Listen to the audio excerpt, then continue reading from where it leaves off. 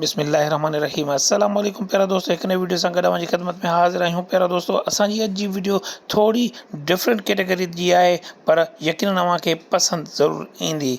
प्यारा दोस्तों, असांजी अॼु जी वीडियो आहे मोहतरम बिलावल भुट्टो ज़रदारी साहब जे बारे में, जेको मोहतरमा बेनज़ीर भुट्टो शहीद जो लख़्त जिगर ऐं आसिफ़ अली ज़रदारी जो दादलो आहे। जी हाँ दोस्तों, ही तस्वीरूं तव्हां ॾिसी रहिया हूंदव, इहे आहिनि मोहतरम बिलावल भुट्टो ज़रदारी साहब जो, जेको हिन महिल पाकिस्तान जो वज़ीर ख़ारजा पिणु आहे। बिलावल भुट्टो ज़रदारी जीअं त आसिफ़ ज़रदारी जो पुटु आहे, आसिफ़ ज़रदारी ते पिणु अहिड़ा इल्ज़ाम लॻाया विया आहिनि त आसिफ़ ज़रदारी रंगीन मिज़ाज जो मालिक आहे ऐं बिलावल भुट्टो ज़रदारी पिणु रंगीन मिज़ाज जो मालिक आहे।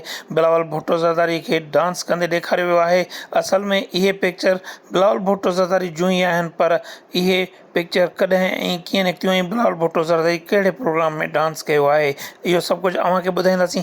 ऐं बिलावल भुट्टो ज़रदारी जी पूरी डांस जी वीडियो असां अव्हांखे पंहिंजे पहिरें कमेंट सेक्शन में पोस्ट करे छॾींदासीं, जितां अव्हां लिंक डाउनलोड करे सघो था। प्यारा दोस्तों, बिलावल भुट्टो ज़रदारी ही डांस बख़्तावर भुट्टो ज़रदारी जे शादी जे मौक़े ते कयो हो, जिते डांसर महक मलक खे इनवाइट कयो वियो हो ऐं परफॉर्मेंस करण लाइ डांसर महक मलक जॾहिं स्टेज ते आई त डांस कंदे कंदे बिलावल भुट्टो खे इसरारी तौर ते स्टेज ते वठी आई ऐं डांस करायो।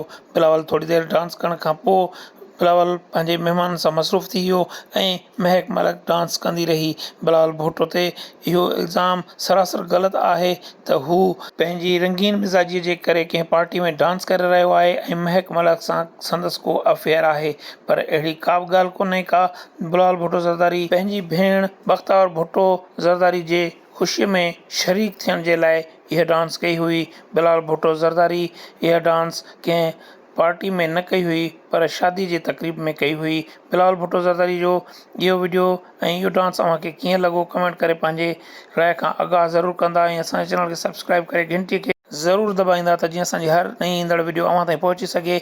ऐं अव्हांखे जेकॾहिं बिलावल भुट्टो ज़रदारी जो इहो डांस लाइव ॾिसणो आहे त कमेंट सेक्शन में पंहिंजो नंबर लिखी मोकिलींदा, त जीअं असां अव्हांखे इहो वीडियो व्हाट्सअप करे सघूं। दुआउनि में यादि कंदा। अल्लाह हाफ़िज़।